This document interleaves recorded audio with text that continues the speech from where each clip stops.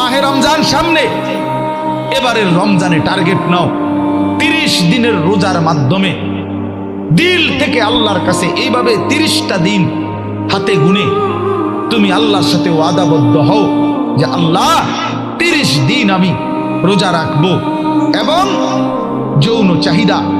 লজ্জাস্থানের চাহিদা, অশ্লীলতা, বেহায়াপনা, নর্তকী, নাচ গান, উলঙ্গ ছবি দেখা, নারীকে নিয়ে চিন্তা ভাবনা, মেয়েকে নিয়ে অশ্লীল চিন্তা ভাবনা, অবৈধ কোনো প্রেম সম্পর্ক, হারাম কোনো রিলেশন, এই সব ত্যাগ করে বন্ধু 30টা দিন মনোযোগ দিয়া